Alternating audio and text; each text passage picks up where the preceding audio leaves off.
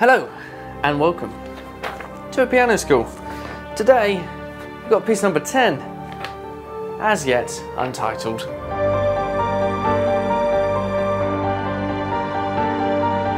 Yep, you heard me correctly. I haven't yet titled this piece. If I haven't made it clear yet, we're on piece 10. We're at the end of what I'm calling season 1. So let's jump into as yet untitled. If you have a look at section A, we're being told that it's in 6/8 as for time signature, 44 beats per minute on a dotted crotchet, so every 3 clicks or every 3 notes. 1, 2, 1, 2.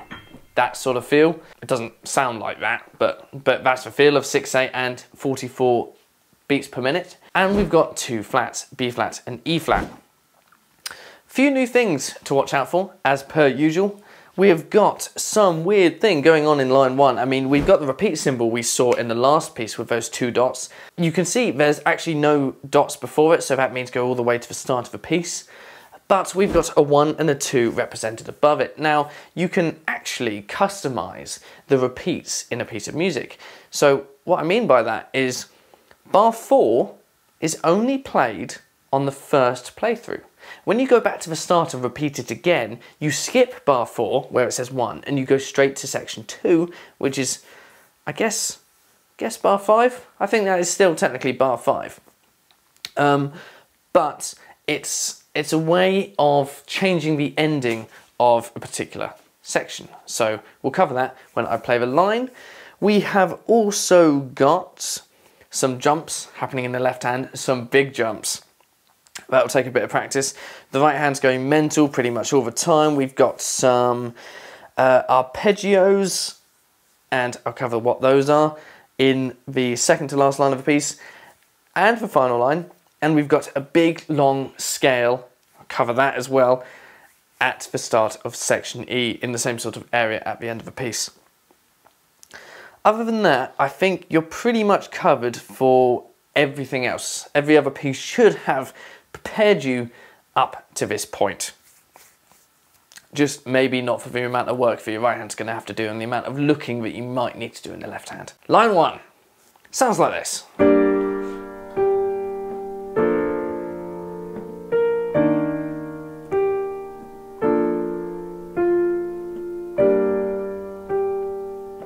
Don't forget about those repeats.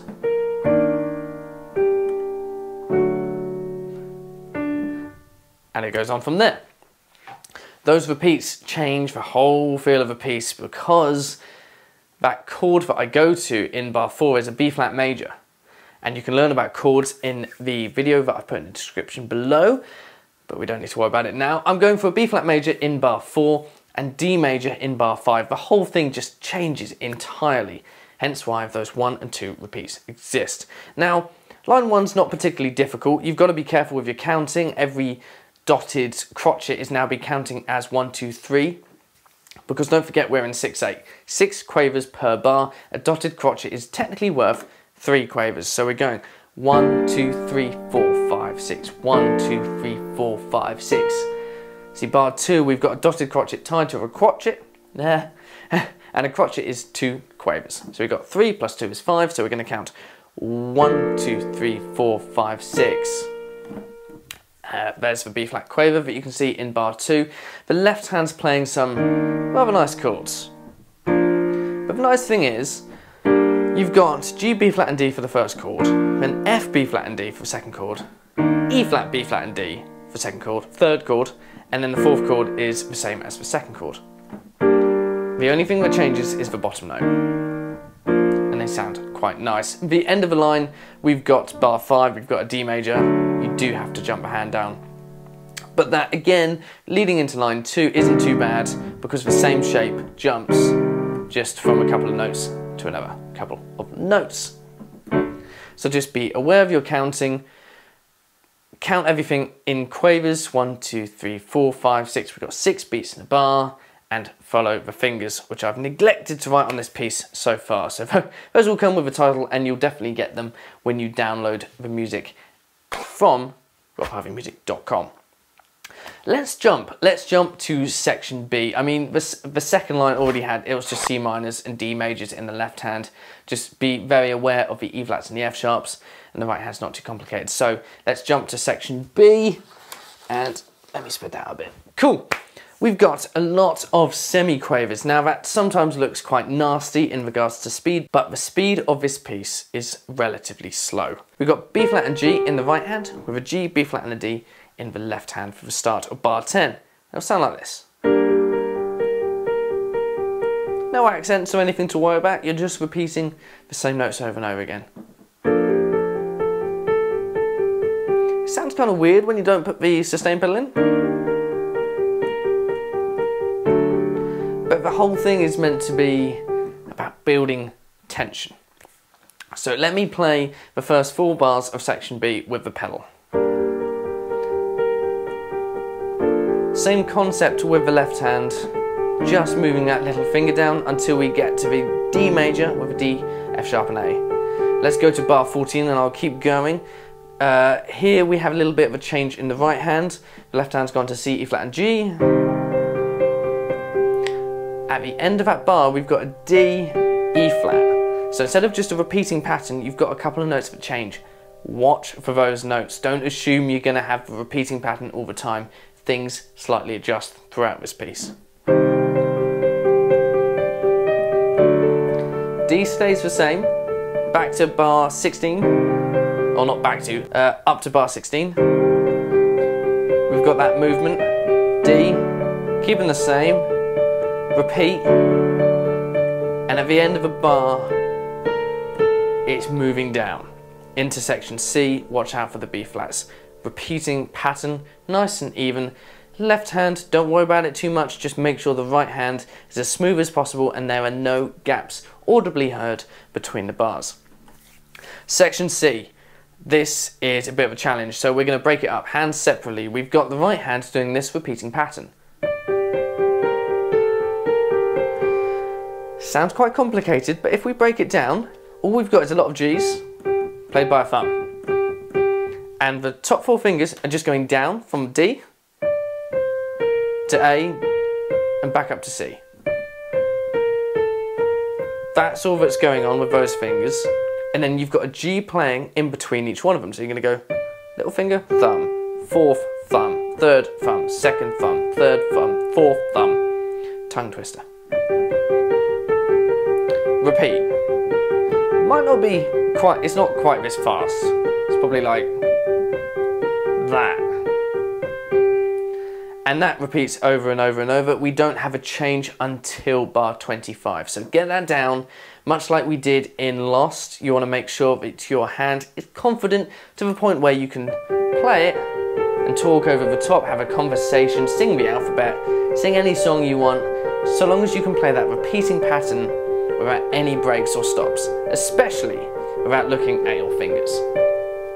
Left hand, a challenge. We've got an octave of G's, dramatic, up to the chord of G minor, G, B flat and D.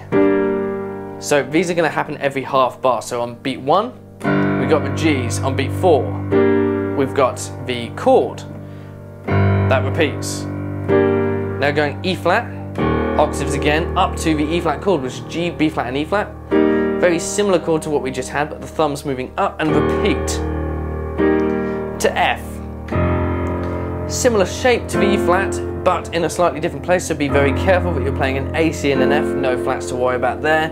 And then we've got, in bar 25, where the right hand changes, we've got a D. Sounds a little bit weird, but it's about building tension again. So let me play both hands for you.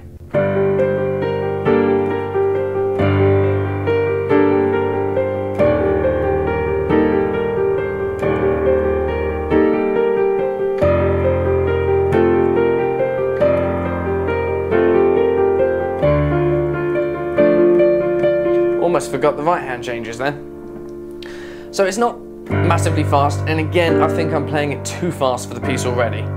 But you'll be able to hear the solo version of the piano if you just go to my school and put in your email address. You can grab all the backing tracks. Solo piano, simple backing track, whatever I've called that, full backing track and full backing track minus piano. You've got 4 different options for your listening pleasure. Okay, page 3, where are we? Here we are. So we're leading on from, let's say bar 25, we've got that pattern. And it basically repeats for bar 26, but every F is an F sharp. And you can see the pattern's now changed. We're no longer doing that movement. We're now just repeating. Just going, rocking a hand backwards and forwards. Practice this slowly and try and keep your hand as relaxed as you can. Don't worry about dynamics for now, just try and keep it relaxed. If you have a tensed hand while doing this piece will hurt you. I'm not even joking, it will genuinely hurt, so relax. Try and play as quietly as you can to begin with. I guess you should be able to move your elbow freely. If it's tensed up and it's affecting your playing, then there's an issue. He says. Obviously you don't really want to be moving your elbow while you're playing, but it's kind of a test to see if you're relaxed or not. Any tension, be careful. Play it slowly, learn it to the point where you don't have the tension, and then you can speed it up and increase the volume. So let's go bar 26. We've got that repeating right hand with the F sharp. We're moving to bar 27 and a repeating sort of same sort of style, but we're going to go 3rd finger on our E flat if you can reach. Maybe your 4th finger, that could also sort of work.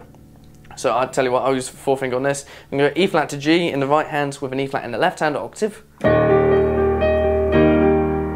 Back to the chord as per usual, and you can see at the end of that bar, we're moving up the top 2 notes from an E flat to an F to a G. Then bar 28, we've got a similar concept, but with D. Oh, I forgot to move up. Then, bar 29, same concept, we're just moving our hands up the piano. Repeating pattern, but moving up for the last couple of notes. And then it sort of relaxes a little bit, but I mean, the dynamics are loud. And we have a rare moment of only quavers and not semi-quavers. And that's when we move into section D. Chords are slightly different. Right hand is also slightly different. We've got a double B flat in the middle of those repeating patterns. And then in bar 34, we've got a run. Be careful at the end of bar 34. It's not an A, like the start of a pattern in the first half, it's a B flat. That's the first one with an A. That's the second one with a B flat. And then it repeats.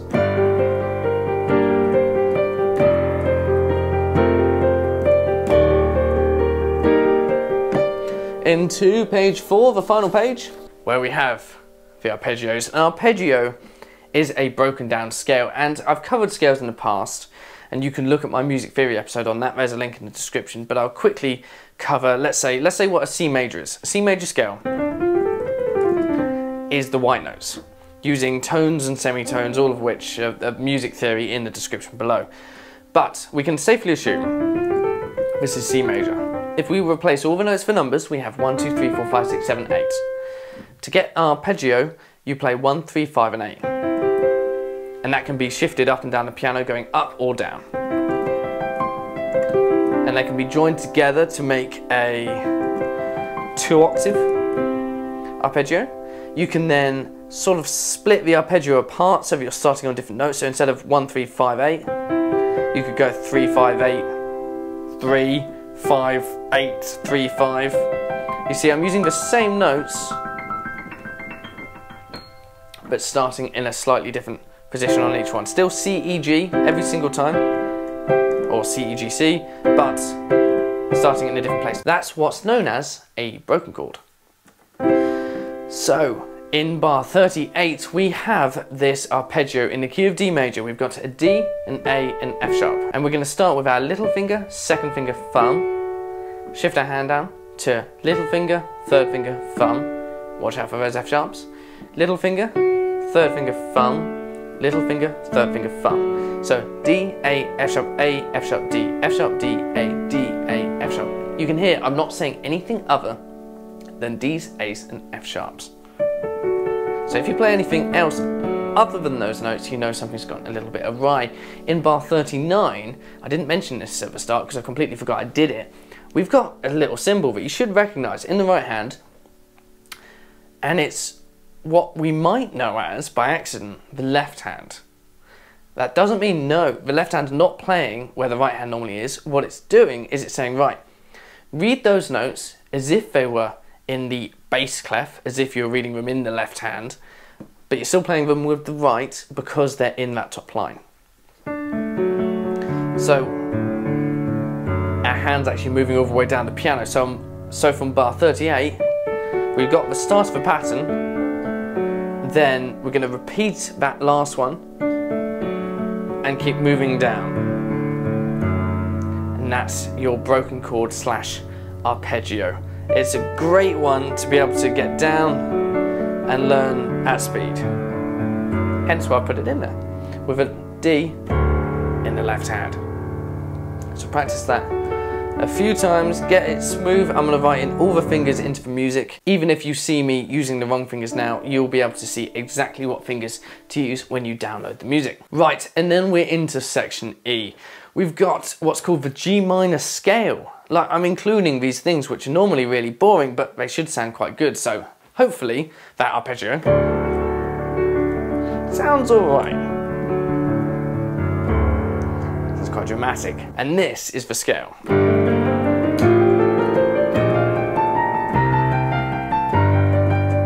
With an arpeggio coming down at the end of section E. So I'll repeat, because there is a repeat.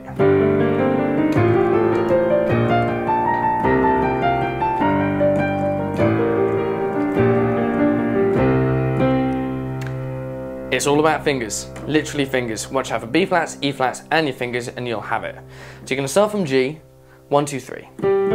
Going up, you're basically going up all the notes, all the white notes, and replacing any B with a B flat and any E with an E flat. So starting from G, you're going to go 1, 2, 3 with your fingers, up to B flat. Thumb tucks underneath to C, and you're going to go 1, 2, 3, 4. C, D, E flat, F. Thumb tucks in underneath to restart the scale. 1, 2, 3. Thumb underneath to C. For 4, again, C, D, E flat. Instead of putting our forefinger on the F at the top half of the scale, we're actually going to tuck our thumb underneath and get a hand in position there so we can play the little pattern there. Make sure you read the notes and double check what they are. We've got the scale from the start.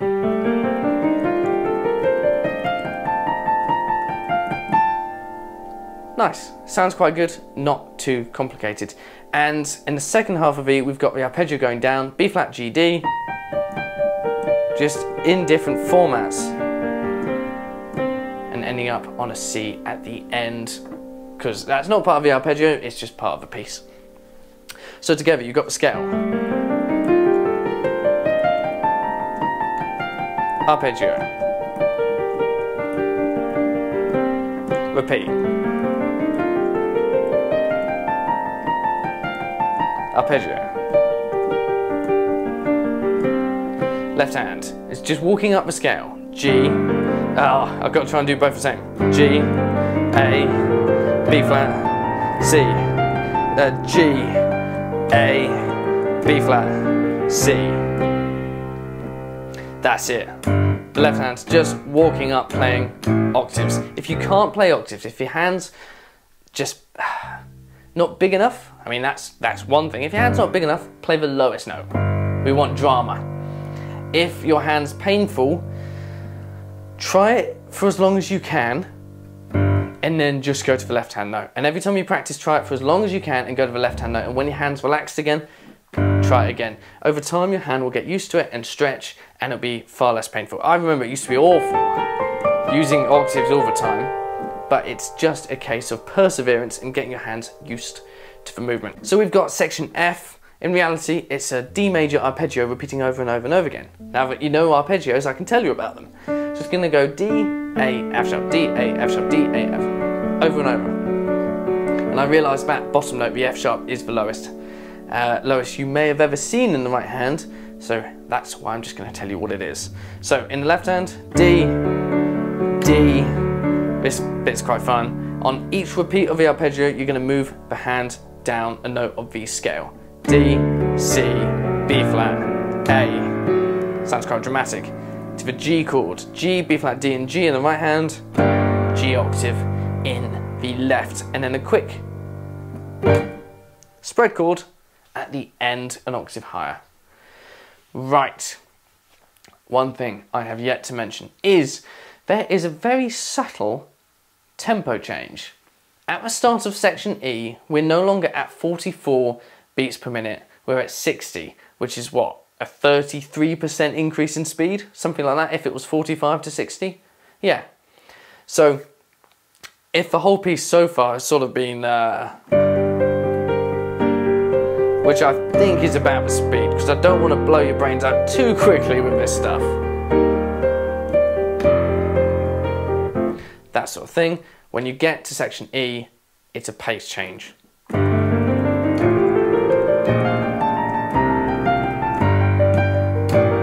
mean, it's piece 10. There's no point going half measures.